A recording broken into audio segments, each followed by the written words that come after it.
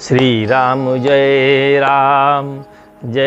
जय राम, जय हनुमान जय कृपा निधान। नारायण नारायण।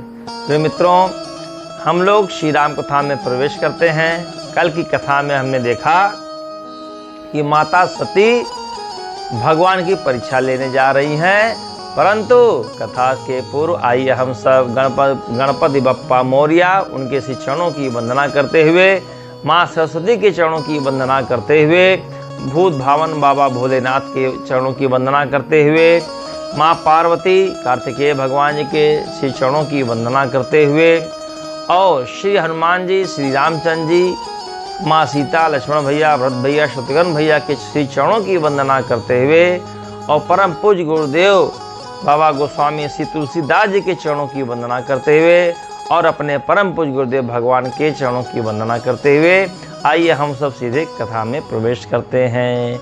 नारायण। तो हम लोग यही कथा में चर्चा हो रही थी, कथा आगे चल रही थी कि बाबा भोलेनाथ माता सती को कितना समझाते हैं कि देवी, ये जो आपके समक्ष दिखाई दे रहे हैं यही परब्रह्म है, यही नारायण है, और यही राम के स्वरूप में आए हैं, मानव के रूप में आए हैं, इनको आप प्रणाम करिए। लेकिन माता सती मानने को तैयार नहीं थी, और बाबा उनको हर प्रकार से समझा करके थक गए और अंत में समर्पण कर दिया। और शंकर जी ने समर्पण केवल यूं ही नहीं कर दिया, पूरा तर्क दिए हैं, पूरा शास्त्रों का प्रमाण दे दिए हैं, जितने भी प्रमाण हो सकते थे सब उन्होंने प्रमाण दे दिया। लेकिन जब प्रमाण को भी स्वीकार नहीं किया माता सती ने, तो और उन्होंने तब क्या किया, समर्पण करके तो वो सो नहीं गए, वो हरि नाम का जाप करने लगे, श्री राम जी का जाप करने लगे। अस कही लगे जपन हरि नामा, गई सती जहाँ प्रभु सुख धामा। श्री राम जय राम। तो प्यारे, कई बार हमारे मन में शंकाएं होती हैं कि ये चीज़ कैसे हुआ, ये चीज़ कैसे हुआ। तो उन शंकाओं को दूर करने के लिए जो सबसे पहली चीज़ होती है वो ये है कि हमें 3 बातों को अनुसरण करना चाहिए।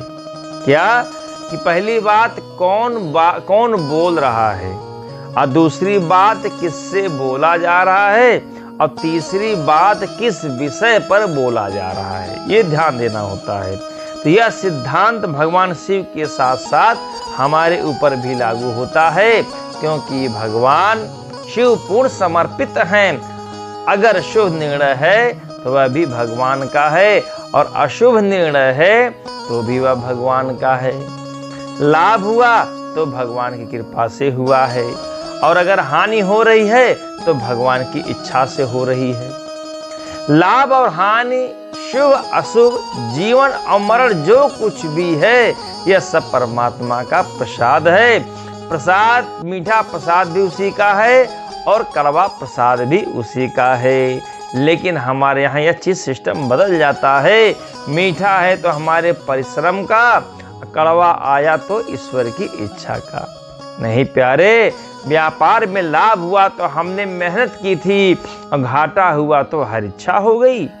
दोनों ही प्रसादों को स्वीकार करना पड़ेगा प्यारे। प्रसाद का विश्लेषण नहीं किया जाता, प्रसाद को तो आंखें बंद करके, सिर झुका करके स्वीकार किया जाता है। लेकिन हमारे यहाँ उल्टा सिस्टम हो गया है कि मीठा मीठा गप और कड़वा कड़वा थू हो गया है। एक संत दृष्टांत सुना रहे थे। एक महात्मा ने एक बहुत बड़ा सुंदर आश्रम बनाया, जो विभिन्न प्रकार के हरे भरे वृक्षों, लताओं और सुंदर सुंदर पुष्पों से आच्छादित थी। कोई उनसे पूछता कि इतना सुंदर, रमणीक और मनोहारी आश्रम किसका है?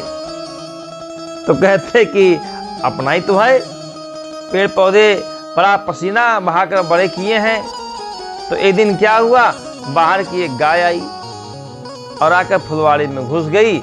बाबा जी को गुस्सा आया और जोर से डंडा मार दिया, गाय मर गई।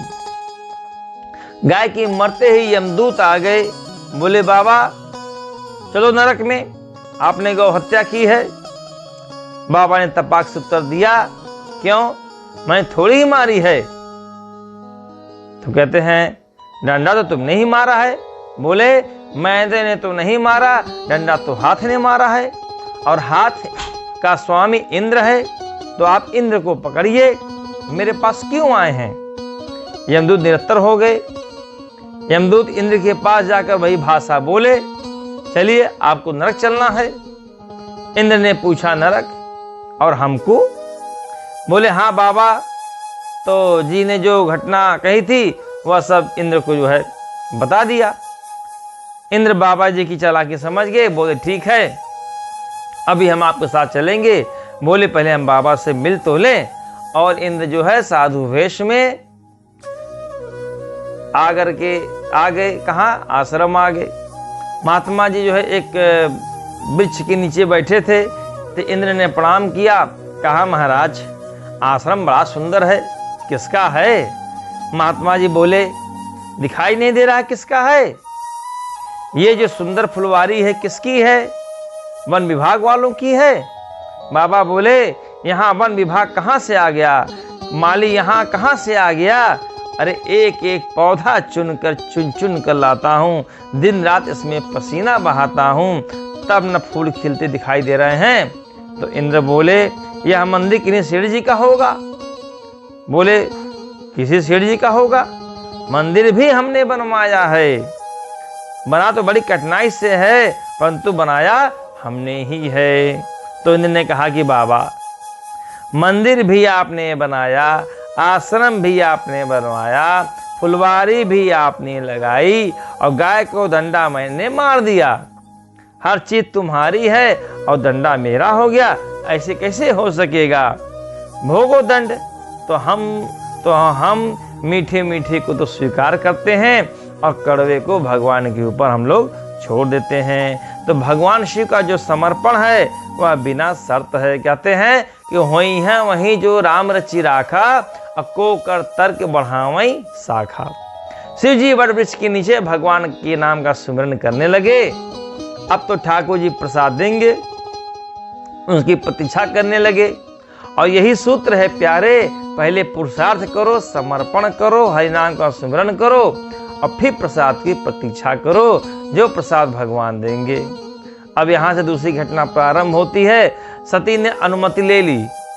ऐसे जाई मोई भ्रम भारी, जाओ तुमको दिखो जो दिखे सो करो, लेकिन करेहु तो जतन विवेक विचारी, जो करना बहुत जतन से बहुत विवेक से काम करना। हे देवी पुनः निवेदन कर रहा हूँ कि जो करो सो विचार के करना, वह कोई साधारण मनुष्य नहीं है, बहुत विवेक से बहुत विचार कर उनके साथ व्यवहार करना। अब सती ने ये सोचा कि परीक्षा का प्रश्न पत्र कैसा होना चाहिए, बुद्धि में आ गया। तो कहते हैं पुनि पुनि हृदय विचारु करी, धर सीता कर रूप, आगे होई चली पंथ, तेहि जहीं आवत नर भूप। सती सोच रही हैं कि ये सीता जी के वियोग में बिलख रहे हैं, अगर मैं ही सीता जी का रूप धारण कर जाऊं, तो अगर ये परब्रह्म अंतर्यामी होंगे तो हमको पहचान लेंगे, ये सीता जी नहीं है सती हैं। और सामान्य राजकुमार होंगे तो दौड़ कर आएंगे, हाथ पकड़ेंगे और कहेंगे कि कहाँ तुम छुप गई थी, हम कितना रो रो कर आपको कहाँ कहाँ ढूंढ रहे थे। सीता जी का वेश बना लिया और यही भूल हो गई। लोग आपको कहाँ ढूंढ रहे थे, ठीक है। माता जी सोचने लगी कि अब रूप धर लिया हूँ, अब जाकर के इनके सामने प्रकट हो जाऊंगी, इनके सामने जब आ जाऊंगी, अगर ये साधारण मनुष्य होंगे तो हमको मेरा हाथ पकड़ लेंगे कि भाई ये तो सीता जी हैं, ठीक है। लेकिन उनके भेष तो कई बड़े बड़े लोगों को धर लेते हैं, लेकिन उनके जैसा आचरण आप कहाँ से लाएंगे कि सीता मैया का भेष तो आप धर लेंगे। जैसे आजकल के समय में बहुत से लोग जो साधु महात्मा के रूप वेश बना लेते हैं, लेकिन जो साधु महात्मा का जो आचरण है, जो आचार है, विचार है, व्यवहार है, वो आप कहाँ से लेकर आओगे। हर व्यक्ति साधु महात्मा नहीं बन सकता, चोला चाहे जो पहन लीजिए। उसी प्रकार से माता सती जो है सीता मैया का रूप रख तो ली, लेकिन उनका जैसा जो आचरण है वो कहाँ से लेकर आएंगी। उनका स्वभाव कहाँ से लेकर आएंगी। ठीक है, तो क्या हो गया, सीता जी का वेश तो सती ने बनाया, लेकिन सीता जी की चाल चलनी नहीं आती, सीता जी का आचरण नहीं आएगा कैसे? नकल केवल ऊपर की जा सकती है, वृत्ति की नकल कोई कैसे करेगा। आज बहुत बड़े बड़े लोग जो है वेश बना रहे हैं, और यह महापुरुषों का उपहास है। उनके जैसे वस्त्र पहन लेना, उनके जैसे उत्तरी कंधे पर डाल लेना, यह महापुरुषों का वास्तव में उपहास है प्यारे, क्योंकि वे वेश में नहीं थे, वे आत्मा में थे, और आत्मा तो आपकी अपनी है, आत्मा तो सबकी अपनी ही होती है, और प्रत्येक को अपनी आत्मा विकसित करनी पड़ती है प्यारे। इसलिए आज कई लोग उत्तराधिकारी चयन करते हैं। उत्तराधिकारी संपत्ति का तो बनाया जा सकता है, साधना का कोई उत्तराधिकारी नहीं बनाया जा सकता। धार्मिक क्षेत्र में भी यह रोग लग गया है प्यारे। पहले राजाओं के उत्तराधिकारी उनके बेटे हुआ करते थे, लेकिन साधु संतों के उत्तराधिकारी भी उनके भाई भतीजे, बेटे भांजे, सब लोग जो है उनको उत्तराधिकारी बना रहे हैं। संपत्ति का तो उत्तराधिकारी हो सकता है, लेकिन साधना का कोई उत्तराधिकारी कैसे हो सकता है? साधना तो स्वयं विकसित करनी पड़ती है, साधना तो स्वयं खड़ी करनी पड़ती है। साधना के लिए तो स्वयं तप करना पड़ता है, स्वयं गलना पड़ता है, स्वयं रोना बिलखना पड़ता है, तब न साधक बनोगे।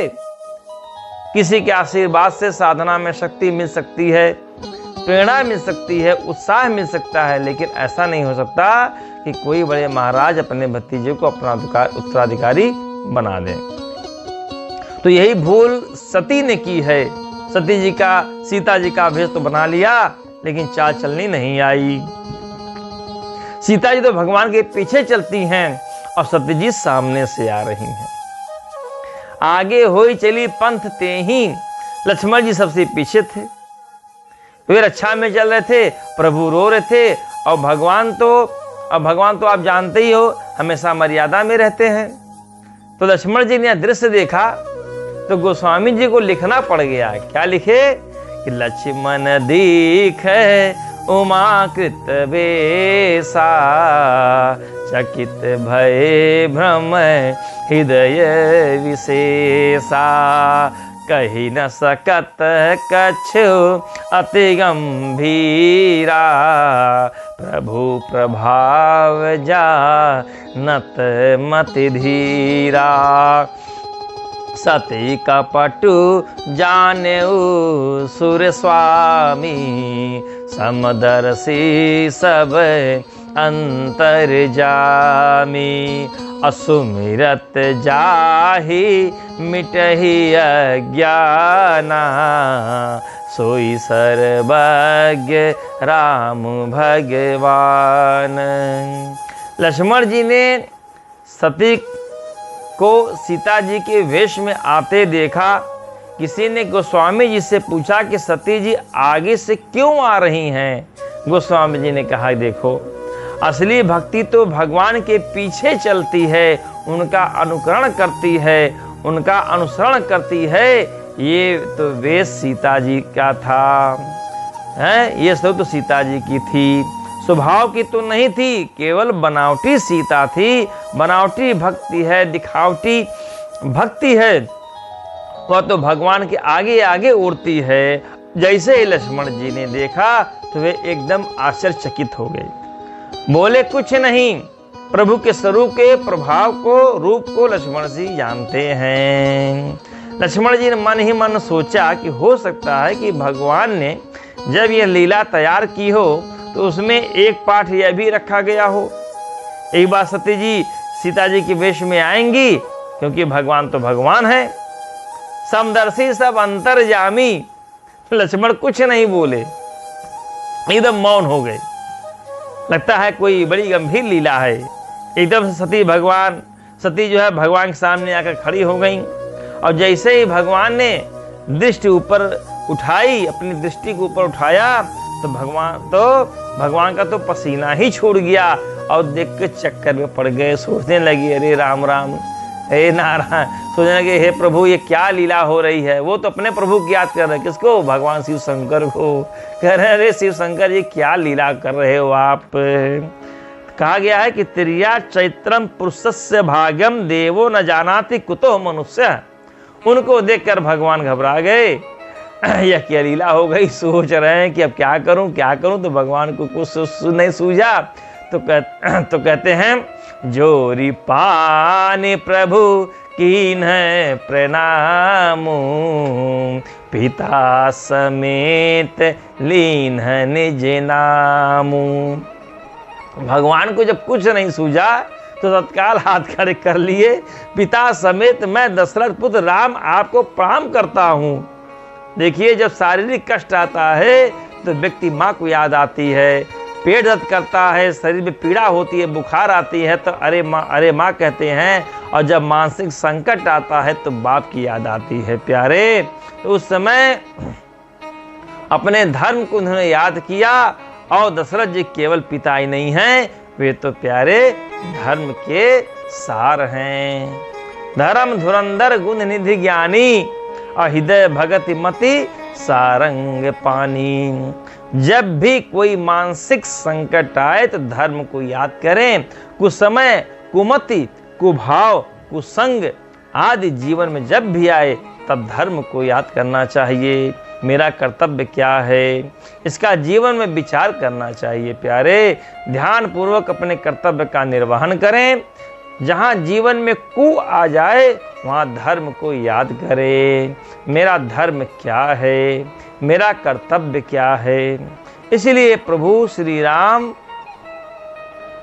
ने प्रणाम किया, लेकिन पिता को साथ लेकर, धर्म का साथ लेकर, क्योंकि इस समय बहुत बड़ा संकट है। जिनको माँ कहते हैं वे पत्नी रूप लेकर सामने खड़ी हैं। सीता जी भी नहीं कहा जा सकता और सती जी भी नहीं कहा जा सकता। भगवान धर्म संकट में आ गए हैं, धर्म ही संकट में आ गया प्यारे। भगवान तो क्या धर्म संकट में आएंगे, धर्म तो ही भगवान हैं। रामो विग्रहवान धर्म कहा गया है भगवान के लिए, तो भगवान ने प्रणाम कर दिया। मैं दशरथ पुत्र राम आपको प्रणाम करता हूँ। आखिर प्रभु ने प्रणाम क्यों किया?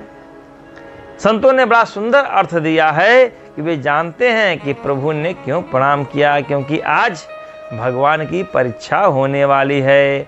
और परीक्षा का सामान्य नियम है, जब परीक्षक परीक्षा लेने विद्यार्थी के पास आए तो विद्यार्थी को खड़े होकर गुरु जी का अभिवादन करना चाहिए, प्रणाम करना चाहिए कि गुरु जी फेल मत करना, पहली बार मैं परीक्षा दे रहा हूँ।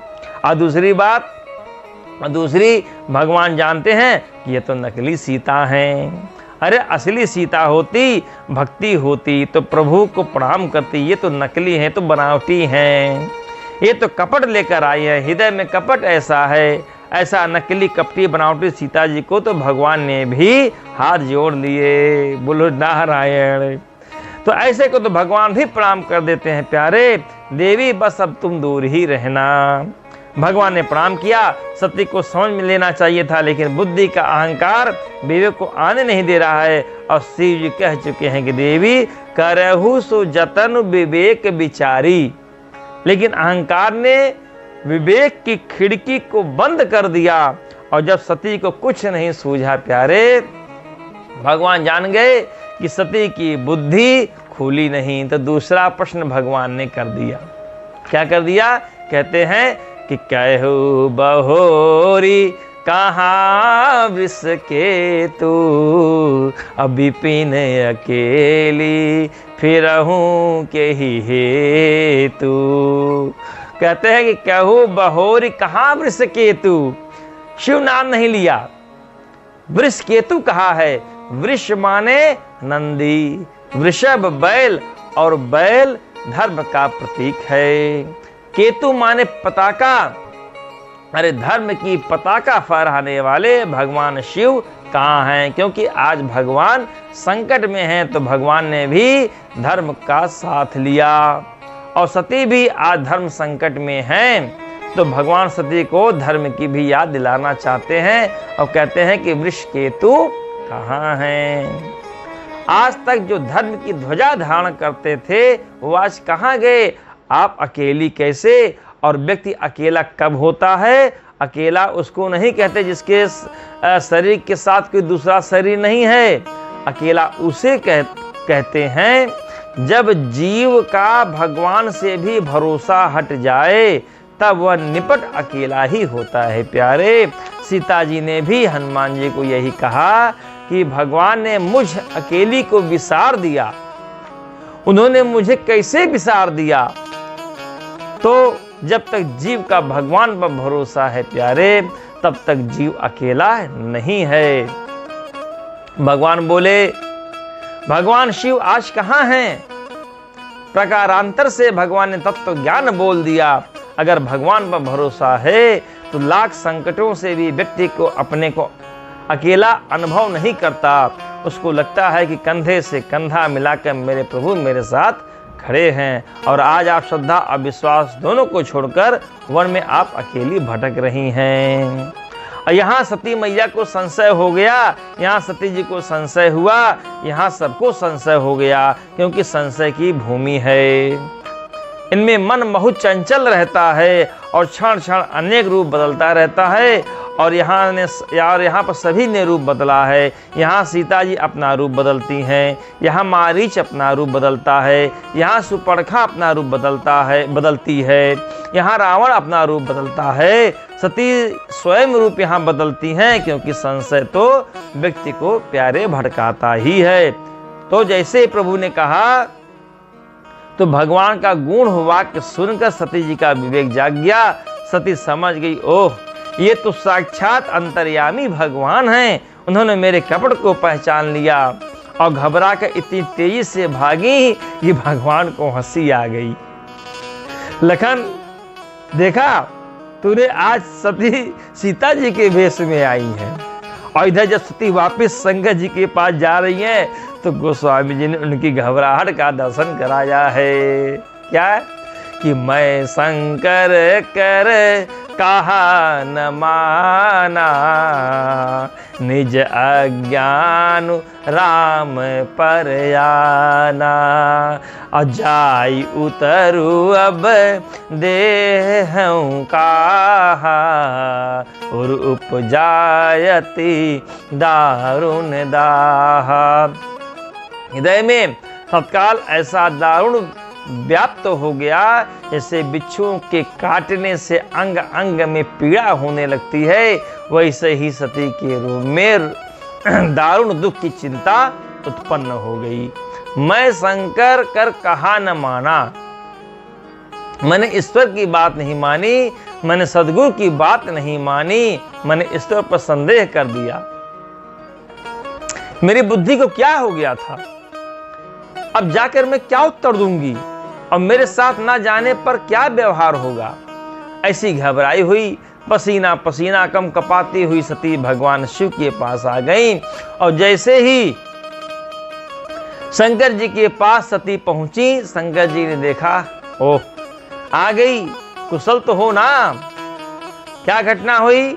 गई समीप महेश तब हंसी पूछ कुशलात, लीन परीक्षा कवन विधि, कहूँ सत्य सब बात। बहुत बड़ी बात शंकर जी बोल गए।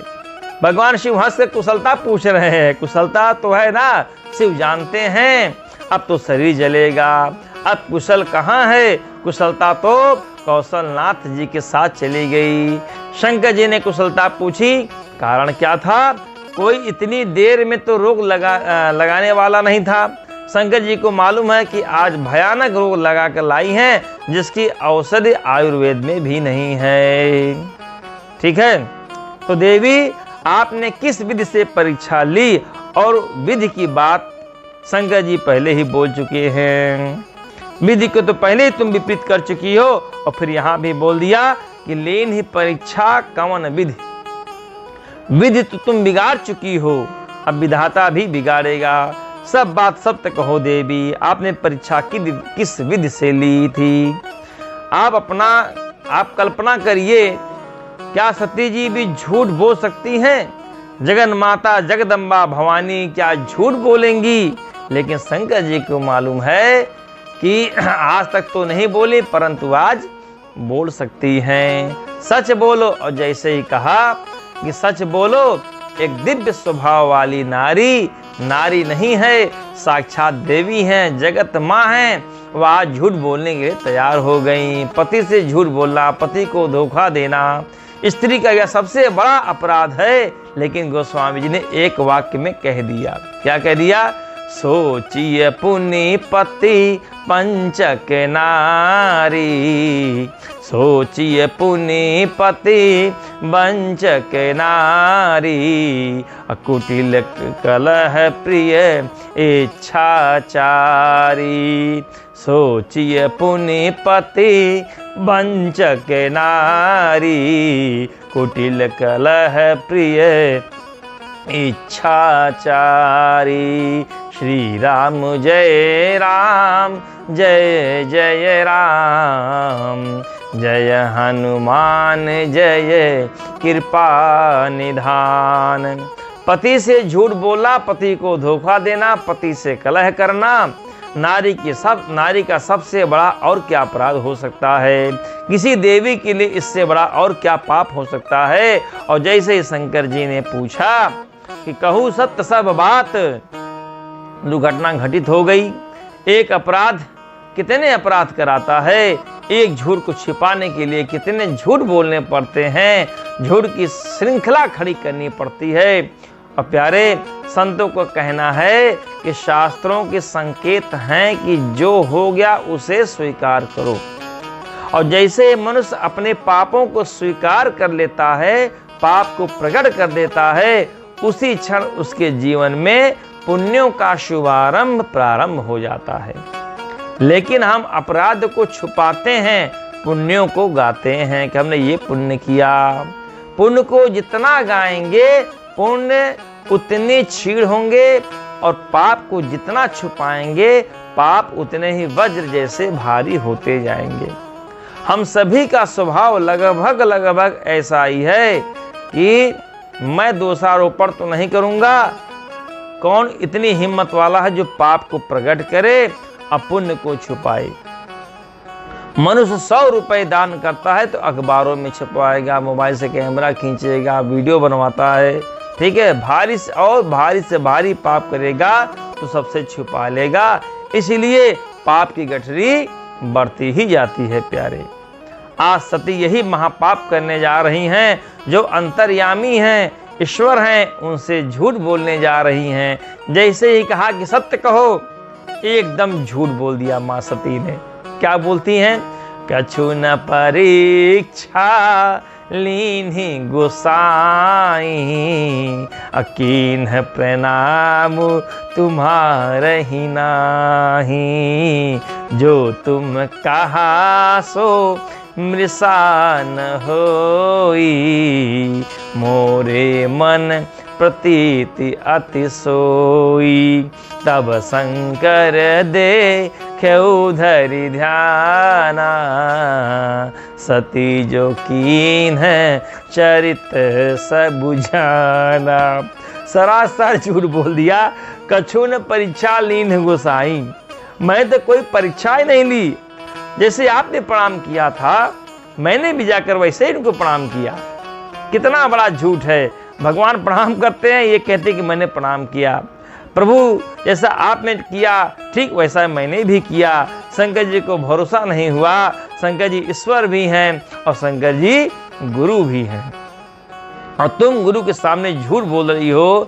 तो गुरु कौन? सदगुरु वैद्य। कोई डॉक्टर के पास जा करके डॉक्टर से झूठ बोले, बीमारी को छुपाए, तो क्या उसकी बीमारी ठीक होगी? अरे जब हम गुरु के पास जाते हैं तो हमारे बारे में जो हमें भी नहीं जानते वह सब गुरु जानते हैं। सब कुछ वो जान जाते हैं कि इस हमारे जो शिष्य के अंदर क्या गुण है, क्या अवगुण है, सब कुछ वो जान जाते हैं। कोई दूसरा नहीं जान पाएगा। इसलिए गुरु का अर्थ है एक्सरे, जो आर पार देख ले। प्यारे, गुरु कोई एलोपैथिक डॉक्टर नहीं है कि आप बताएंगे तब रोग को पहचान पाएंगे। डॉक्टर को तो बताना पड़ता है। डॉक्टर पूछते हैं नींद कैसी आई, भूख कैसी लगी, पेट कैसा साफ हुआ, डॉक्टर को पूछना पड़ता है। लेकिन वैद्य पूछते नहीं है, वैद्य देखते हैं, अगर वैद्य पूछे तो वैद्य किस बात के। और शंकर जी कौन है? तुम त्रिभुवन गुरु वेद बखाना। शंकर जी त्रिभुवन के गुरु हैं। गुरु कौन होता है? सदगुरु वैद बचन विश्वासा, संयम यहन विषय के आत्सा। हमने सांस कैसे ली? वैद्य जी इसी से पहचान लेते हैं कि रोग क्या है। हम उनके सामने कैसे बैठें, इसी से उनका अनुमान आ जाता है कि हम भीतर से कितने रोगी हैं, क्या क्या रोग हमको लगे हैं। और अगर वैद्य हमसे पूछे कि कैसे हो, तो वैद्य कैसा? एलोपैथी में मरीज को पूछा जाता है, आयुर्वेद में मरीज को मर्ज बताई जाती है। आपने देखा होगा कि वैद्य आपकी नाड़ी पकड़ते हैं, चेहरे को टटकी लगा कर देखते हैं, कई बार बड़ा अजीब सा लगता है। इसलिए सती शंकर जी के सामने जब झूठ बोली तो शंकर जी को उनकी वाणी पर भरोसा नहीं हुआ। तो प्यारे देखिए, हमारा झिझक, हमारी अकड़ या हमारी चालाकी यह सामने वाले को बता देती है कि हमने झूठ बोला है कि नहीं है। हम जो भी किसी से झूठ बोलते हैं या सत्य बोलते हैं या कुछ भी, जो हमारा जो अंदर का हाव भाव रहता है, जो विचार हमारे मन में चलता है, सामने वाला तुरंत जान जाता है, नहीं जान जाता है? बताइए, ठीक है। तो आपने भी अनुभव किया होगा कि जब भी हम झूठ बोलते हैं तो कुछ न कुछ झिझकते हैं। इसीलिए जो लोग निरंतर झूठ बोलते हैं, सामान्यतः वे लोग हृदय की बीमारी से पीड़ित हो जाते हैं, क्योंकि बार बार झूठ बोलने से हृदय को झटका लगता है। झूठ बोलने से हृदय की धड़कनें बढ़ जाती हैं, और समाज में जितना झूठ बढ़ा है उतना ही हृदय रोग भी बढ़ गया है। आप देख लीजिए उठा करके। और यदि मैं इसको बदल कर बोलूं कि जितना हृदय रोग बढ़ा है, इसका अर्थ है कि समाज में उतना ही झूठ बढ़ा है। क्योंकि हृदय की जो सामान्य गति है, जब मनुष्य समाज में झूठ बोलता है तो उसको अचानक झटका लगता है। पश्चिम में तो एक मजाक चलती है कि जो व्यक्ति 40 या 45 वर्ष तक हृदय में रोग से पीड़ित नहीं हुआ, उसको सफल व्यक्ति नहीं माना जाता। सफल तो वही है जो झूठ बोले में सफल है। नारायण। तो प्यारे, आज की कथा को यही विश्राम देते हैं, और कल की कथा में फिर हम लोग प्रवेश करेंगे कि आगे बाबा भोलेनाथ और माँ सती का संवाद देखेंगे। नारायण नारायण।